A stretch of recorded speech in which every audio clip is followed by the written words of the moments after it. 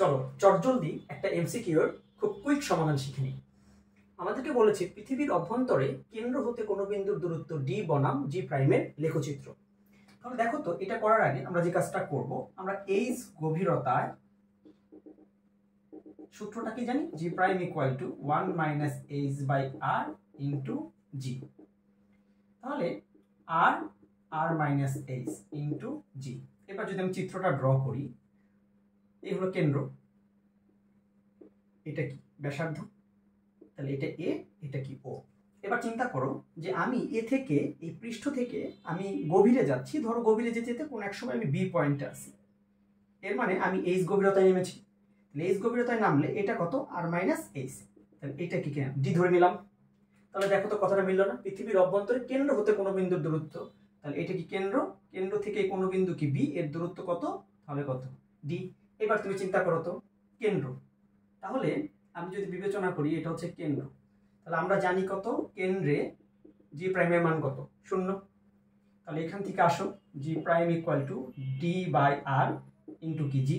তাহলে এবার একটু ভাই খেয়াল করো তো, আর ধ্রুবক, জি ধ্রুবক, তাহলে এইখানে এই জি প্রাইমের মানটা পরিবর্তিত হচ্ছে ডি এর সাথে।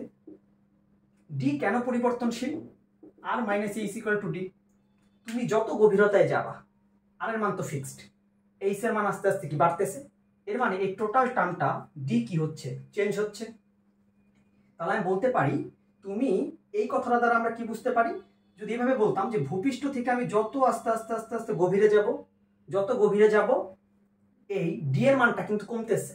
তুমি সিম্পলি চিন্তা করো, এটা 6400 আর এটা ধরো তুমি 100 গেছো, এর মানে কত 63, 6400 বিয়োগ ধরো 200, এর মানে কত 6200। এর মানে তুমি যত গভীরে যাবা এই ডি টার্মটা কমতে থাকবে। তাহলে আমরা বলতে পারি ডি যত কমবে জি প্রাইমও কি তত কমবে। কিভাবে কমবে, সমানুপাতিক হারে। এই জন্য কিন্তু আমরা বলি যে পৃষ্ঠ থেকে যত গভীরে যাব জি এর মান তত কমতেছে, কেন্দ্রে গেলে 0 হয়ে যাচ্ছে। তাহলে ঠিক যদি উল্টা কথা বলি, কেন্দ্রে 0, কেন্দ্র থেকে আস্তে আস্তে যত পৃষ্ঠের দিকে যাব তত জি এর মান কি হতে থাকবে, বাড়তে থাকবে।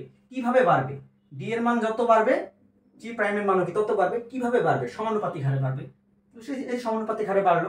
তাহলে চিন্তা করো তো, এটা কি ওয়াই ইকুয়াল টু কি mx, তাহলে এটা কি মূল বিন্দুগামী সরলরেখা না, তাহলে সঠিক উত্তর কি ক।